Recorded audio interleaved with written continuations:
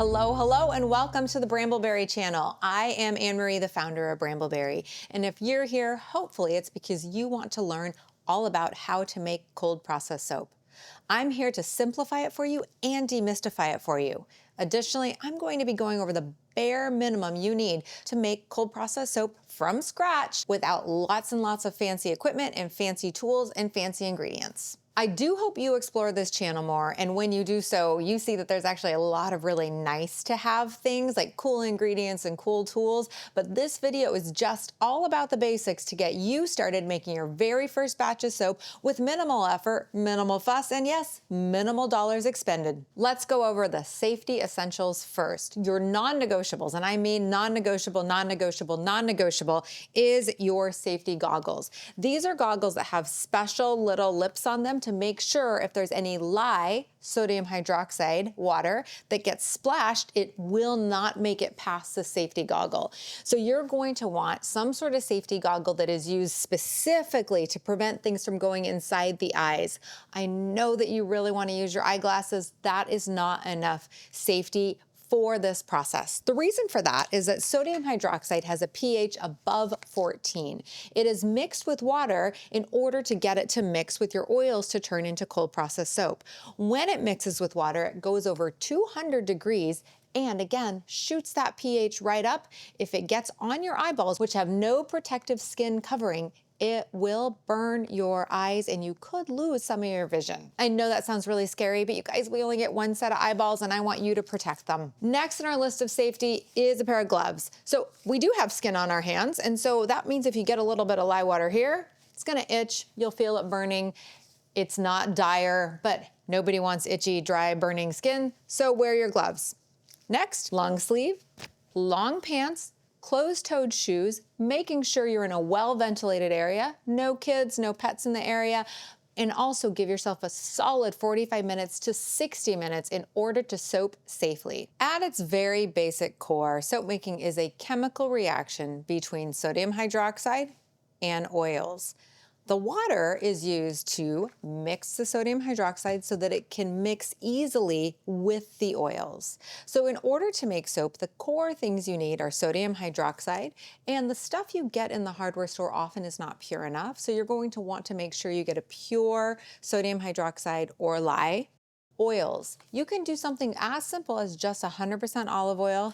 This is the Bramble Berry Quick Mix though, and I really like it because it lathers a lot better, it gets harder faster, and it makes for a really lovely bar with good rinsability factor. It's made out of coconut oil, palm oil, olive oil, canola oil, and some vitamin E there for some long-lasting antioxidant power. And then you don't have to think about how to mix up or blend or create your very first recipe from scratch. I always soap with distilled water. That's because a lot of old pipes have a little bit of lead or a little bit of metal or some sort of impurity in there that could cause your oils in your soap recipe to go rancid more quickly, leaving tiny little spots. The extra 99 cents for the gallon of distilled water is totally worth it to save your batch of soap. If you are using a Bramble Berry Quick Mix, they come in these boilable bags. You just pop this in the microwave and then it'll melt down clear, and that's when you know it's ready to use. So the first core is our safety equipment. The second core is those basic ingredients. And the third core necessity to making cold process soap from scratch is measuring tools. We always measure by weight. We never go by volume. That's because the specific gravity or the density of the oils is different for each and every oil. So volume is not accurate enough for us to make soap with. So you want a good digital scale. And yes, when I started 20 plus years ago, I used a little tiny Weight Watcher scale I got at the Goodwill. Did it work? It did work. Was it the best idea? Probably not. I really like using a digital scale for accuracy. Next is a thermometer. Now you can use a candy thermometer. This is a cool infrared thermometer that shows me what the surface temperature is really easily. Basically, you want this to make sure your lye water and your oils are within about 10 degrees of each other when you mix them. I personally like to mix around 120 to 130 for my lye water and my oils. A lot of soapers will have different personal preferences, but either way, you are going to want to be able to figure out what your temperature is when you're making your batch. And Our number 4 core that we need in order to make cold process soap from scratch is our mixing tools. So I like to have a chemical resistant spatula.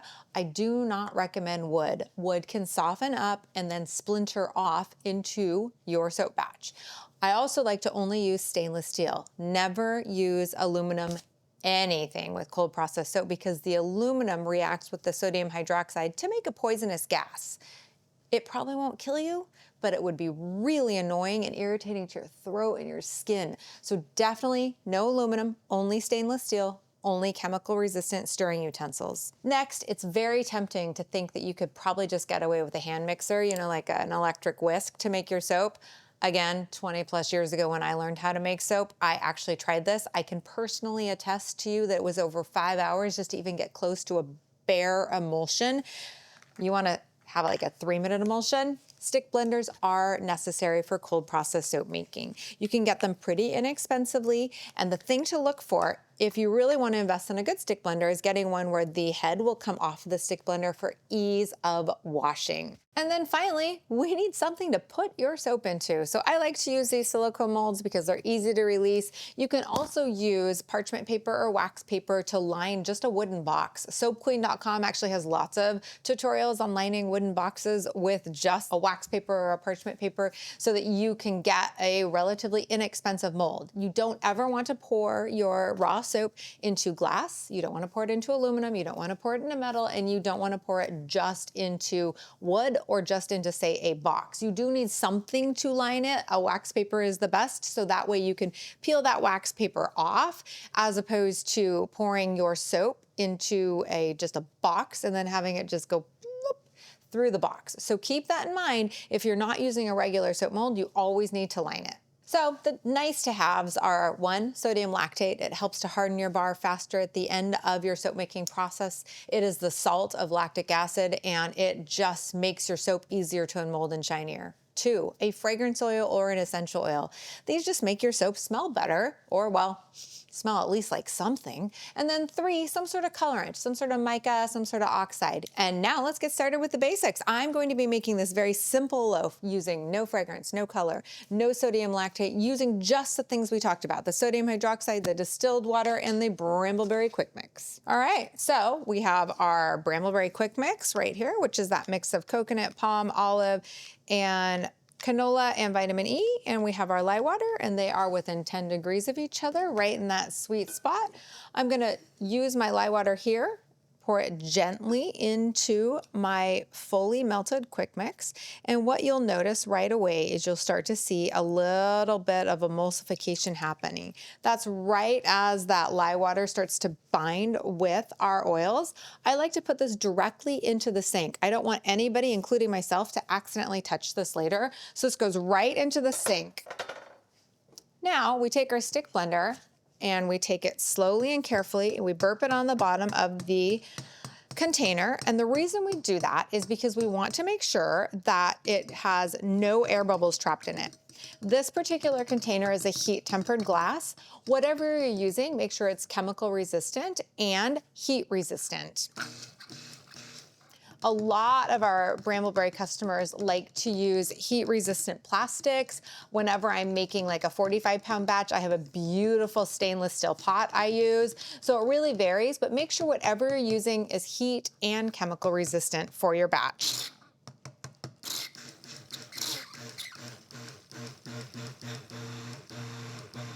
So now I can start to see that this is starting to get a little bit more ivory in color. I can start to see little wisps of white because that is the soap starting to emulsify right now as I'm making it. And what I'm looking for is a thin milkshake consistency. That is called thin trace. And different designs take different types of trace. There's thin, medium, and then traced, like really hard trace. And I usually like to work at a thin to medium trace.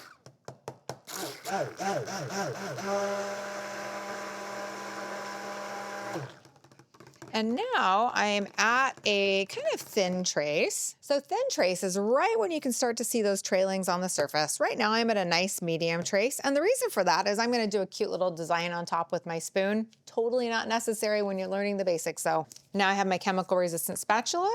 my Bramble Berry silicone mold. I'm just going to pour gently and carefully into my mold, slowly, and evening it out, tapping it down to get rid of air bubbles. And then we don't want to waste any soap, so taking this and just scooping all the way out to get as much of the soap into the mold as possible. And then I like to just take some paper towels and wipe out any excess oil, so none of this oil goes down the brambleberry drains, and you probably don't want it down your drains at your house either. And since I got this up to a medium trace, we can work in getting those cute little designs to get that wispy top. And then this needs to sit in the mold for at least 2 days, if not 3 to 4 days before trying to unmold it and cut it. And then from there, you'll want it to sit for 4 to 6 weeks. So it fully dries out and hardens and gets as gentle as it possibly can in the saponification process. Saponification process is a fancy term just that means the water, the lye, and the oils are fully mixing and creating a gentle, gorgeous bar of soap.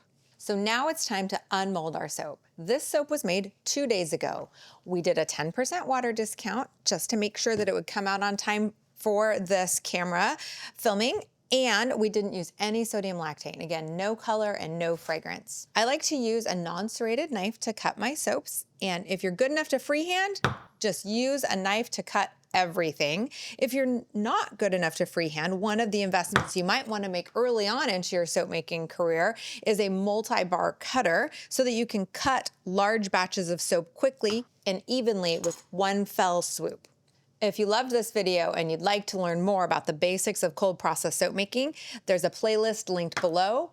All of our top articles are linked below. And of course, I wrote 3 books on making cold process soap. This is one of my very favorite ones I wrote called Pure Soap Making. It's available from all major bookstores, including Bramble Berry. I want to hear what you would like to see next in this Basics and Beginners Cold Process series. So let us know below. Feel free to ask questions. And of course, give us a thumbs up. And when you're making products, hashtag them Bramble on so we can be sure to see what you're making and you can inspire other makers in the soap making community. Until next time, happy soaping.